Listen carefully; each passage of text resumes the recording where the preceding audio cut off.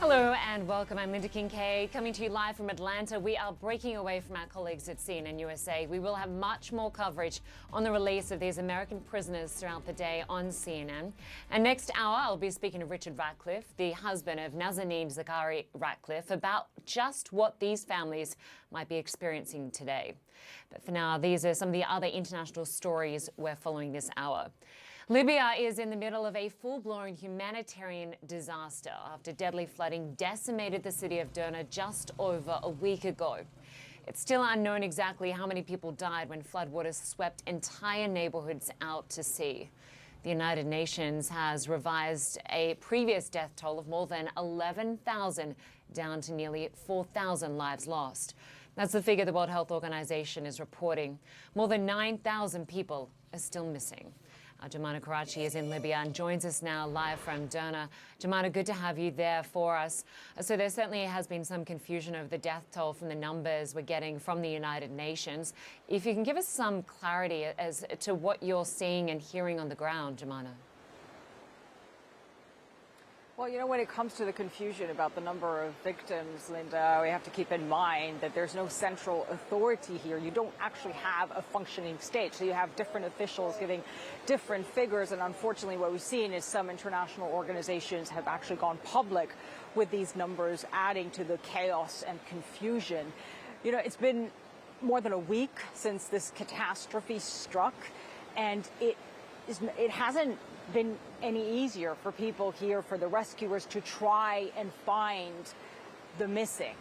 Because there's one thing here for certain, thousands of people have lost their lives, how many we don't really know, and thousands more remain missing. And they are presumed dead at this point. They are believed to be in the sea where so many people, men, women, and children, ended up when they were swept with their homes, in their cars, with everything into the Mediterranean. And what you see here in just this one spot alone, you've got everything. You've got cars, you've got clothes, you've got furniture, you've got toys, concrete.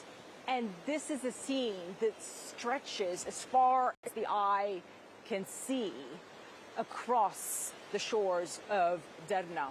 And what you have right now is Libyan and international teams that have been working nonstop to try and recover the bodies of the victims from the sea. But it has been such a tough task. I mean, a short time ago, we saw Tunisian divers trying to get into the waters here after they thought they had spotted the remains of one of the victims. But what we are hearing from some of these international teams is this is a really difficult operation. They didn't have enough international teams here. They didn't have the right equipment to deal with this. So the few teams that you've had here on the ground working out at sea, they have been trying to do what they can. One of those teams, they told us they spotted 300 bodies, Linda, just a few days ago, but they just couldn't reach them. They were in really hard to reach areas and coves on rocks, and they just didn't have the capabilities to reach them.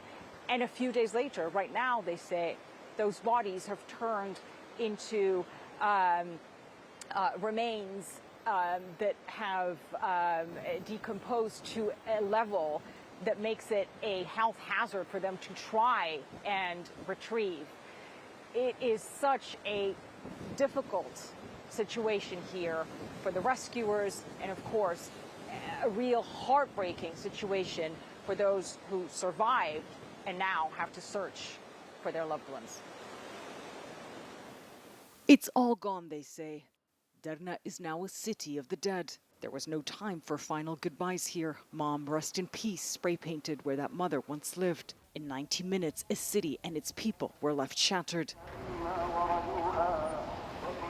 Here, grief lingers in the air, and faces tell of the horror they survived and loss they have yet to comprehend. Akram lost his brother's entire family. He now sits where their house once stood. It's all he has left of them. I lost my brother and his children. I lost my neighbors. I lost my whole world, he says. He searched for their bodies everywhere, in hospitals and by the sea. Akram breaks down as he tries to remember his last call with his brother just 2 days before the catastrophe struck. He says this is God's will. It's a harsh one they've had to accept.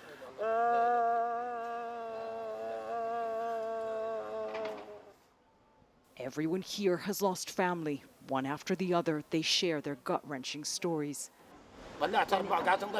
Stone-faced and numb, Abdullah recalls how he held his 10-year-old son and jumped from one rooftop to another to escape the ferocious flood. He helped save families but couldn't save his own. Abdullah lost his mother, his wife and his 2 other boys, 25 family members in total, but he's only buried 4. Everyone here is on a mission to find the dead. There aren't enough search and rescue teams. It's mostly volunteers digging through the muddied rubble of these homes. They call passers-by to join. They believe there is 1 or more dead bodies underneath the rubble. They say they can smell it. But most of the bodies are not here, officials say. Thousands were swept away with their homes and in their cars into the Mediterranean. Derna's idyllic seafront is now a staging area where they deliver the dead. Radia's not had time to process what she's survived. She's been here since last Monday preparing the dead for burial. This is the hardest thing she's ever had to do, she says. She's recognized the lifeless faces of family, friends and neighbors. Is this Derna?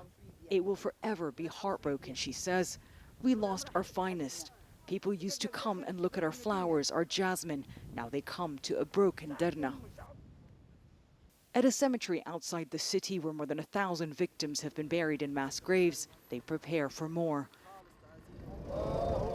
No family here, just strangers who pray for the dead. But there's no time to stop. The bodies just keep coming. Linda, there is just so much heartache, grief, shock in the city. And the people we spoke to, the survivors in our piece, told us they need psychological support. They can't get through this on their own. And they're worried that their state will not be able to provide them with that. They are really worried that the world's attention is going to turn away from them. They're worried that the world is going to forget about them.